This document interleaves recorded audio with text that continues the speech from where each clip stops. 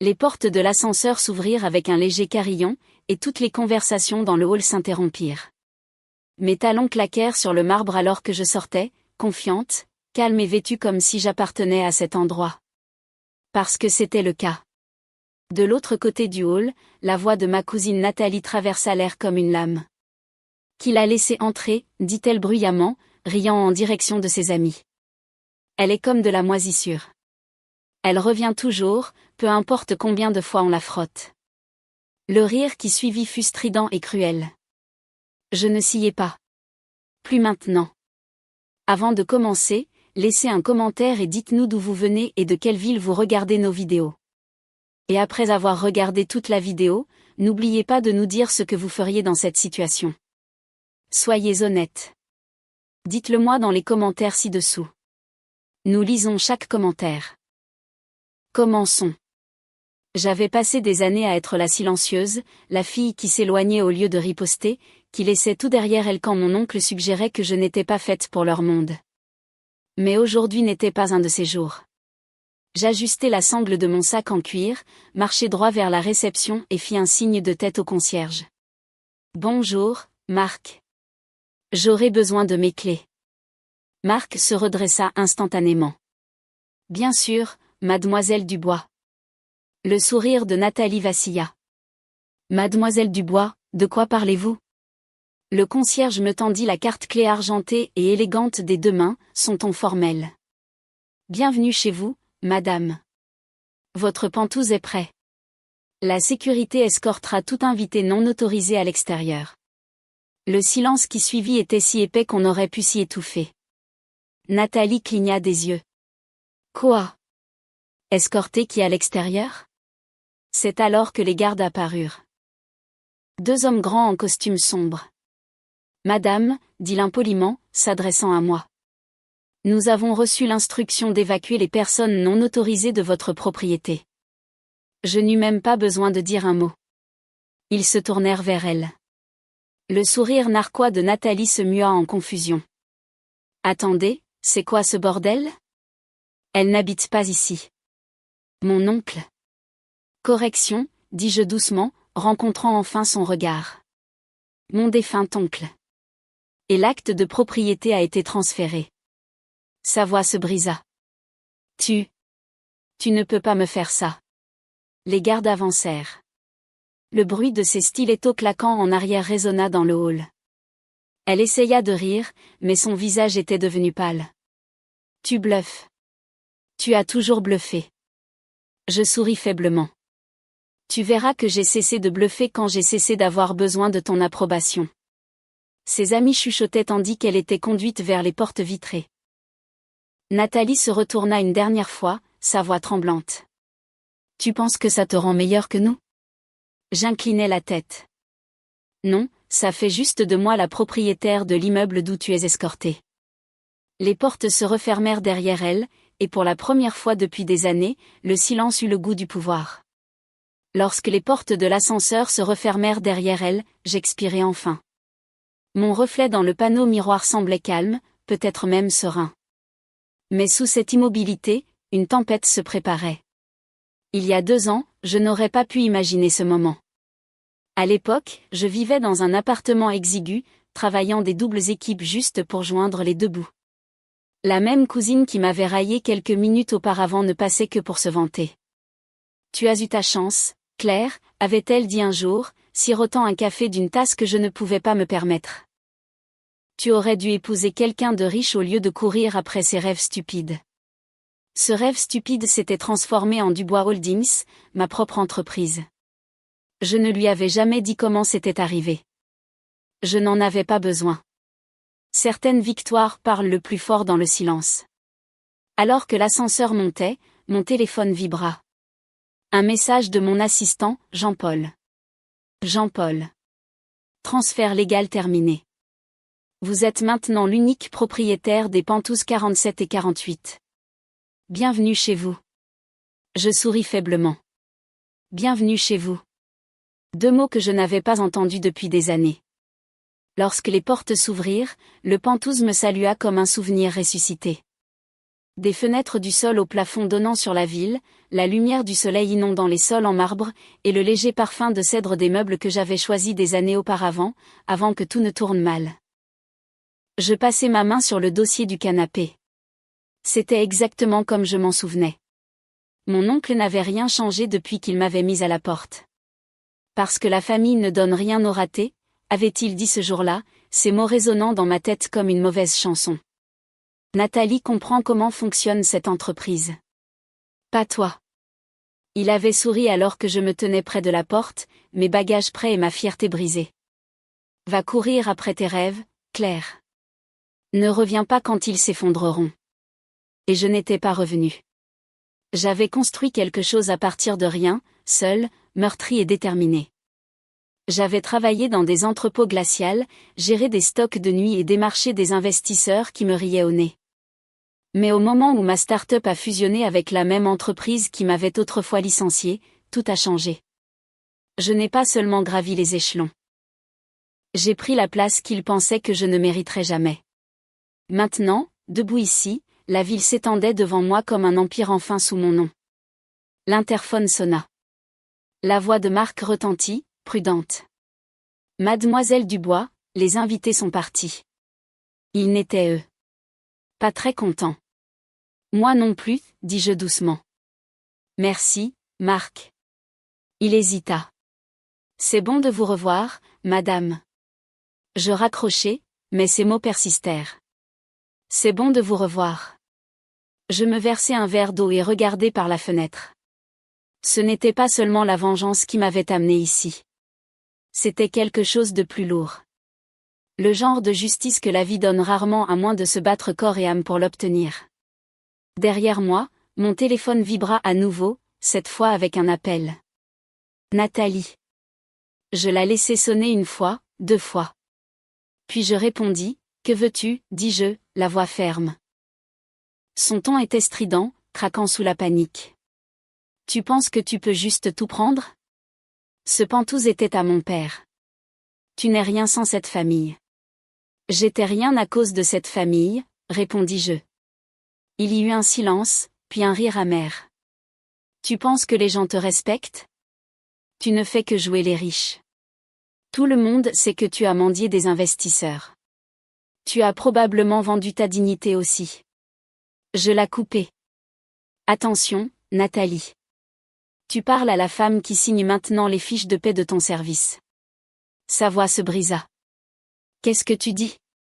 Tu n'as pas consulté les emails de ton entreprise ce matin, n'est-ce pas, dis-je doucement.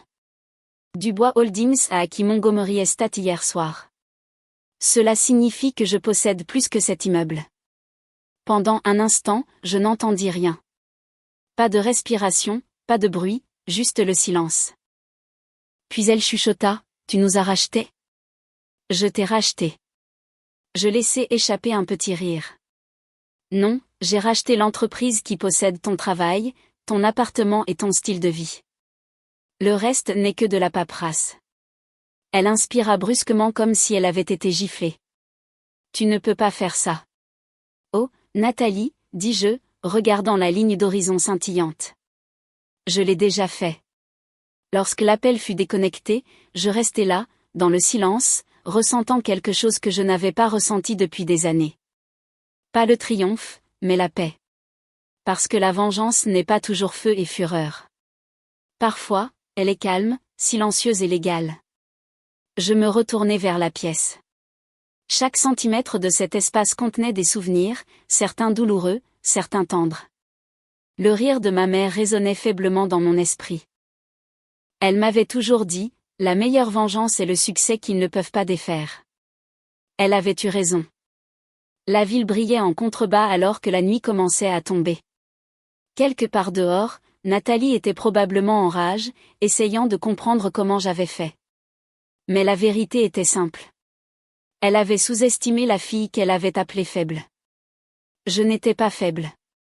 J'étais patiente. Et la patience bâtit des empires. 2 jours plus tard, je reçus l'invitation que je savais venir. Un gala de charité à l'hôtel Grand Regency, le même événement dont ma famille m'avait autrefois exclu, disant que je ne correspondais pas à l'image. Maintenant, L'invitation portait mon nom en or. Claire Dubois, PDG, Dubois Holdings. C'était approprié, pensais-je. Il voulait que je sois invisible à l'époque. Maintenant, il ne pouvait pas organiser l'événement sans moi. Quand j'arrivai, la pièce scintillait de lustre et du léger bourdonnement de conversations coûteuses. Les serveurs se déplaçaient dans la foule avec la précision d'un métronome, les plateaux brillants de champagne et de cuillères en argent. J'avais assisté à suffisamment de ces événements pour savoir que sous tout ce faste, les chuchotements étaient plus acérés que le verre. Dès que j'entrai, les têtes se tournèrent. Certains sourirent, d'autres se raidirent, et quelques-uns chuchotèrent dans leurs verres. Je les ignorais tous. La seule personne que je cherchais se tenait près du piano. Nathalie, drapée dans une robe écarlate qui criait « Argent qu'elle n'a pas gagné ». Ses yeux me trouvèrent instantanément. Je pouvais presque voir sa mâchoire se serrer. Elle n'attendit pas longtemps. Avec un verre de champagne à la main et du venin dans son sourire, elle marcha droit vers moi. « Eh bien, si ce n'est pas la cousine prodigue, dit-elle, son ton doux et toxique. Profites-tu de ton séjour dans mon Penthouse ? Mon Penthouse, corrigeai-je doucement. Mais oui, c'est confortable. Merci de l'avoir gardé propre toutes ces années. Quelques invités proches se tournèrent pour regarder, curieux, avides de drame. Nathalie remarqua et éleva juste assez la voix pour que tout le monde entende. Oh, s'il te plaît. Nous savons tout ce qui s'est réellement passé. Tu as eu de la chance, n'est-ce pas ? Un investisseur a eu pitié de toi et t'a donné une fortune. L'air autour de nous se tendit. Je souris légèrement. Si c'est ce qui t'aide à dormir la nuit, vas-y, elle se pencha plus près, baissant la voix maintenant, tranchante comme une lame. Tu peux acheter des immeubles, Claire, mais tu ne peux pas acheter la classe. Tout le monde sait toujours d'où tu viens. Ne pense pas que l'argent change cela. Je ne sciais pas, tu as raison, dis-je d'un ton calme. L'argent n'achète pas la classe, mais il achète des micros. Ses sourcils se froncèrent, confuses. À ce moment précis, l'hôte au pupitre tapota le micro. Mesdames et messieurs, nous aimerions accueillir notre nouvelle sponsor, la femme qui a sauvé à elle seule Montgomery Estate de la faillite, mademoiselle Claire Dubois. Tous les projecteurs de la pièce se tournèrent vers moi. Les applaudissements furent instantanés, bruyants, réels et tonitruants. Je pouvais sentir la prise de Nathalie sur son verre de champagne se resserrer jusqu'à ce qu'il tremble. J'avançai vers la scène, mes talons claquant avec une autorité tranquille. Le même sol sur lequel elle avait l'habitude de me marcher dessus. Prenant le micro, je souris à la foule. Merci. C'est un honneur de me tenir ici ce soir. Certains d'entre vous se souviennent peut-être de moi d'une époque où je n'avais pas ma place dans des salles comme celle-ci, mais la vie a une drôle de façon de changer la liste des invités. Quelques rires polis résonnèrent dans le hall. Je pouvais sentir les yeux de Nathalie me brûler le dos. Je continuai, calme et inébranlable. Cette ville m'a appris que parfois, les gens qui vous ferment des portes ne font que vous faire de la place pour construire les vôtres. Et quand vous le faites, ne frappez pas posséder l'immeuble. Applaudissements à nouveau, plus longs cette fois. Les flashs des appareils photo crépitèrent. Lorsque je descendis de scène, Nathalie m'attendait près du bar à champagne, son expression illisible. « Tu aimes me humilier, n'est-ce pas ?» siffla-t-elle. Je la regardai droit dans les yeux. « Non, j'aime juste la vérité. » Elle ricana. « Tu penses avoir gagné ? Tu es toujours seule. Tu as le pouvoir, mais personne ne t'aime. » Ça piqua un peu, mais seulement une seconde. Je pris une lente inspiration. Peut-être, mais je préfère être seule qu'entourée de gens qui applaudissent quand je tombe. Ses lèvres s'entr'ouvrirent, mais aucun mot ne sortit. Derrière nous, quelques-unes de ses amies faisaient semblant de discuter, mais écoutaient clairement. Les mêmes femmes qui s'étaient moquées de moi dans le hall quelques jours auparavant. L'une d'elles chuchota, « Elle possède vraiment l'immeuble. » Nathalie se retourna, son visage pâlissant. « Allons-y, » claqua-t-elle, se dirigeant vers la sortie. Je ne l'arrêtai pas. Alors qu'elle disparaissait à travers les portes vitrées, je me retournai vers la ville. Les lumières à l'extérieur. Mon reflet me regardait. Pas la fille timide dont elle s'était moquée, mais une femme qui avait lutté pour remonter de rien. Pendant un instant, je repensais à ma mère. Sa voix, calme et sage, semblait résonner dans ma tête. Ne cours jamais après la vengeance, Claire. Élève-toi si haut qu'ils ne pourront plus t'atteindre. Peut-être n'avais-je pas pris ma revanche de la manière attendue par Nathalie. Pas de cris, pas de chaos, pas d'effondrement public. Mais j'avais fait quelque chose de bien mieux. J'avais transformé chaque insulte en tremplin. Plus tard cette nuit-là, alors que je quittais l'hôtel, le portier sourit et inclina son chapeau. « Bonsoir, mademoiselle Dubois. Votre voiture est prête. » Je fis une pause. Ma voiture, une Bentley noire aux vitres teintées. La même marque que mon oncle m'avait dit un jour que je ne m'assoirais jamais sans emprunter les clés de quelqu'un. Je souris faiblement alors que le chauffeur ouvrait la porte. Merci. Tandis que les lumières de la ville s'estompaient, je pensais à la fragilité du pouvoir. À la rapidité avec laquelle il change quand on arrête de le mendier. Je n'étais plus la même femme qui se tenait autrefois devant ce Penthouse, retenant ses larmes. J'étais la femme qui le possédait. Et c'était suffisant. Une semaine passa. La ville continua sa vie, mais Nathalie, non. Le lundi matin, ma boîte de réception était inondée de demi-vérités et de messages anonymes, de chuchotements de scandales, d'accusations sur la façon dont j'avais volé le Penthouse, même de fausses captures d'écran qui semblaient étrangement accablantes. Son style était prévisible. Quand elle ne pouvait pas gagner avec des mots, elle essayait de détruire avec des mensonges. Jean-Paul, mon assistant, fit irruption dans mon bureau, la mâchoire serrée. « Claire, quelqu'un essaie de lancer une histoire en ligne. Ils disent que tu as utilisé des connexions internes pour prendre le contrôle de Montgomery Estate. La source est Nathalie. » Je ne réagis pas. Je me contentais de me pencher en arrière dans mon fauteuil et de dire doucement. « Laisse-la. » Jean-Paul cligna des yeux. « Tu ne vas pas riposter ? » « Oh, je l'ai déjà fait, » dis-je, tournant l'écran de mon ordinateur portable vers lui. « Regarde les nouvelles. » À la une du journal économique de la ville, un titre le fit sourire. Claire Dubois fait un don de 5 millions d'euros à une association caritative pour le logement des femmes qui prennent un nouveau départ. J'avais signé les papiers ce matin-là. Le timing, après tout, est primordial. Elle voulait un scandale, dis-je en me levant. Alors, je lui ai donné une histoire. La vraie. Dans l'après-midi, les journalistes appelaient mon bureau, non pas pour me questionner, mais pour saluer mon geste. Une femme qui s'est construite à partir de rien, disait un article, aidant maintenant d'autres à faire de même. Jean-Paul rit sous son souffle. Ça va la brûler vive. Je souris faiblement. Je n'ai besoin de brûler personne. Certaines personnes le font toutes seules. Plus tard cette nuit-là, alors que je me tenais près de la fenêtre du Penthouse, regardant les lumières de la ville scintiller, mon téléphone vibra à nouveau. Nathalie, cette fois je répondis. Sa voix était plus calme qu'avant, dépouillée de venin. Tu l'as vraiment fait, dit-elle. Tu as fait en sorte que tout le monde t'aime. Je pris une lente inspiration. Je ne les ai pas fait m'aimer, Nathalie. J'ai juste cessé de leur donner une raison de douter de moi. Silence. Puis elle marmonna. Je voulais que tu souffres. Tu nous as tous fait paraître petits. Vous avez fait ça vous-même, dis-je calmement. J'ai juste arrêté de jouer le jeu, elle ne répondit pas. Je pouvais entendre sa respiration, tremblante et irrégulière. Puis elle chuchota quelque chose que je ne m'attendais jamais à entendre. Je suis désolée.